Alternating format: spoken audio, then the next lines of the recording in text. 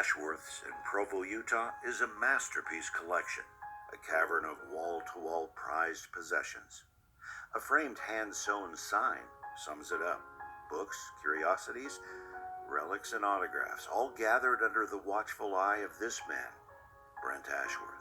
I'm a historical collector, and I've been doing that for over 6 decades now. I collect mostly historical documents, artifacts, art, and things like that. It's a World War II.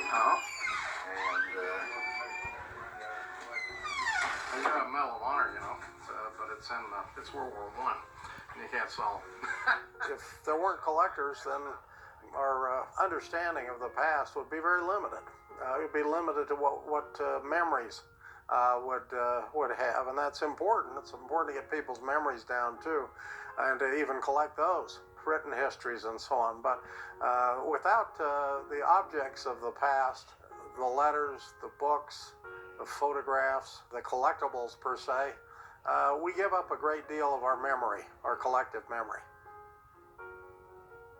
If you visit this place, you won't soon forget the remarkable treasures you'll see. For example, a John Hancock pocket watch and the repair bill for the beautiful timepiece of history. The thing that's fascinating about it, this beautiful crystal watch, is the back of it has the Goldfinch capital of Massachusetts now, but it was known as City Hall then.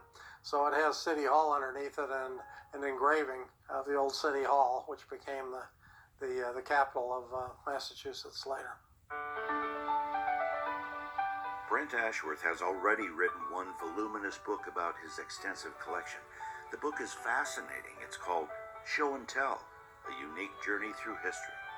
But the reality is, it would take a library to archive his many history treasures and record and document the million-plus engaging stories that go with it.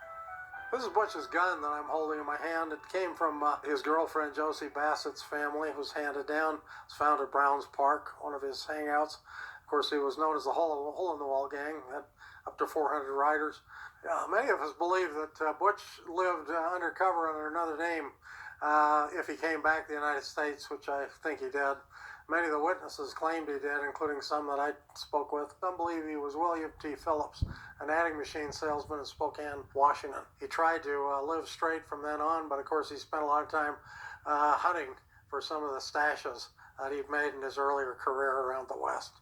Ashworth's finds from the founders add an unmistakable patriotic aura throughout his shop.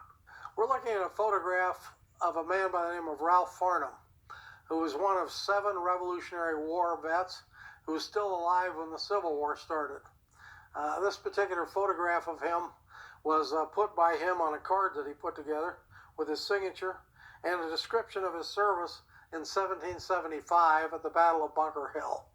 So you're looking at a guy who put these out, trying to sell them for $1 a piece as a veteran. We didn't take care of our veterans very well back during this period. But you're looking at a photograph of a guy who fought in the American Revolution. It makes it quite unusual. He probably knew people that were old in his day from the 1600s, the first century that the Pilgrims came here to America. Fort Bridger, Utah Territory, UT, December 15th, 1858.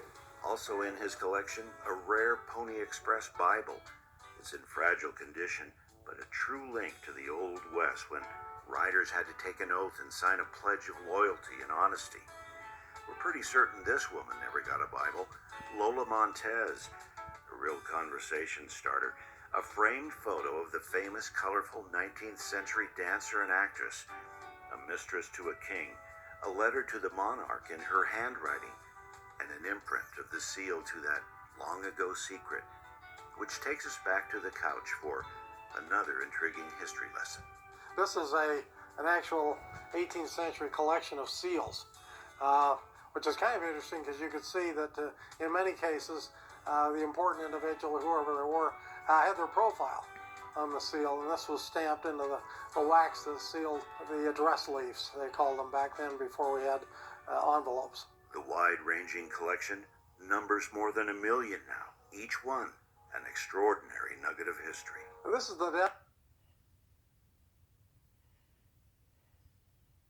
deathbed scene by Courier Knives of Lincoln at the Peterson House, where he was carried across the street from Ford's Theater. I have a picture here of Walt Disney with his signature on it on this little ad down on the bottom of it. But the thing I really want to show you is this drawing. This is a drawing of Mickey Mouse from Steamboat Willie. This is a very rare letter written out by Public Enemy number 1, John Dillinger. And the history of the 19th Corps in World War II, and there's the patch that they made.